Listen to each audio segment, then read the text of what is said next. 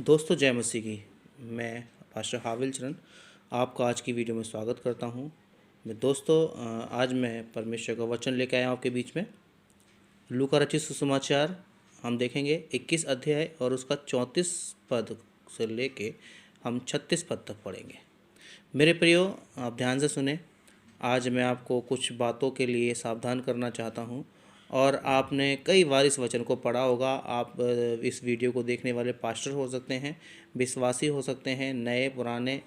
ध्यान से सुनिएगा। लेकिन परमेश्वर का वचन जब भी आपसे हमसे बात करता है, एक नई रीति से, नए तरीके से परमेश्वर बात करता है। मेरे प्रियो, मैं बातें करना चाहता हूँ। देखिए, लिखा है इसलिए सावधान रहो। ये जिन जिन शब्दों पे मैंने ये मार्क लगाया है ना, इन शब्दों पे ज़्यादा जोर देंगे।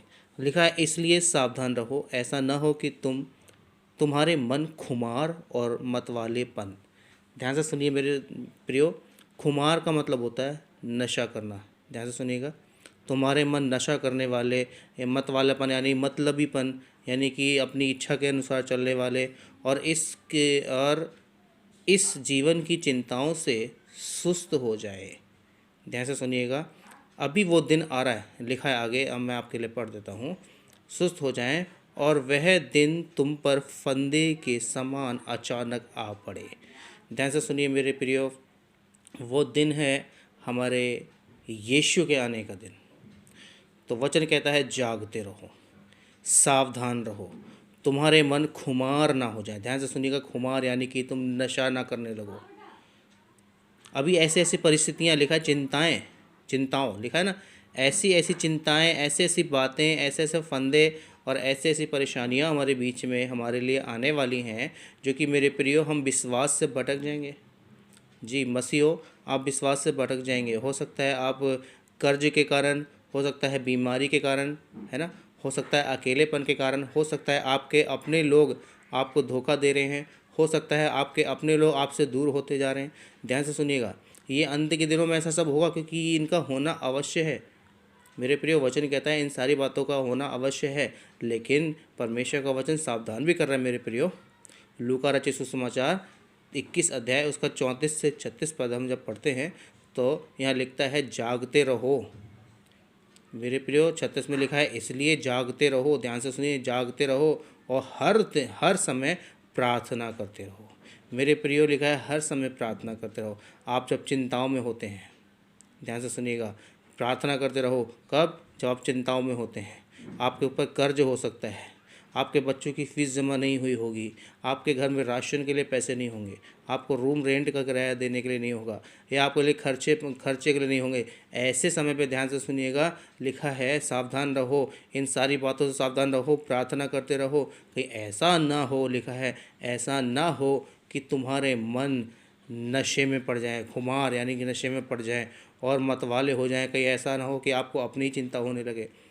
आज ऐसा हो रहा है कि हम देखते हैं ना, वचन कहता है कि जैसे यूहन्ना 32वां आता से लोग पूछते हैं हमें क्या करना है। वो कहता है ना कि अगर तुम्हारे पास 2 कमीज हैं तो एक दे दो। लेकिन आज हमारे पास मन क्या है, मतवालेपन में हो गए हैं। आज हम अकेला जीना चाहते हैं, आज हम अपने लिए ही जीना चाहते हैं, अपने बच्चों के लिए ही करना चाहते हैं। हम नहीं देखना चाहते कि कोई अनाथ भी है। जबकि वचन कहता है अनाथों की सुधि लो, है ना, विधवाओं की सुधि लो।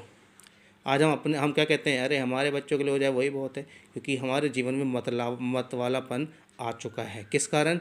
चिंताओं के कारण।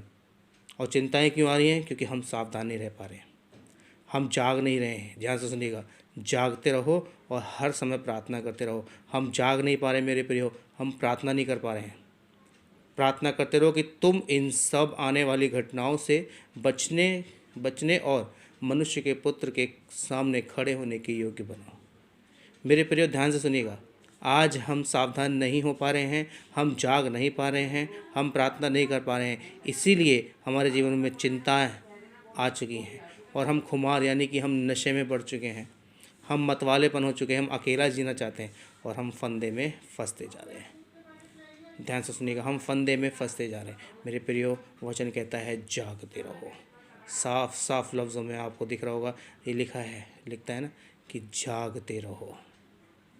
इसलिए सावधान रहो, सबसे पहला सावधान रहो किन चीज़ों से, कि चिंताएं ना आ जाएं आपके पास, आप नशे में ना पड़ जाएं, आप मतवालेपन ना हो जाएं, आप अकेले जीने की आदत ना पड़ जाए।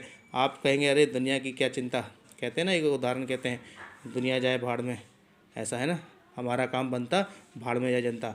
इस तरह का मन जो है हमारा ना हो जाए, क्योंकि वो दिन, ध्यान से सुनिएगा, लिखा है वो दिन तुम पर एक फंदे के समान अचानक आ पड़े, क्योंकि वह सारी पृथ्वी के सब रहने वालों पर इसी प्रकार आ पड़ेगा। इसलिए जागते रहो और हर समय प्रार्थना करते रहो कि तुम इन सब आने वाली घटनाओं से बचने के और मनुष्य के पुत्र के सामने खड़े होने के योग्य बनो।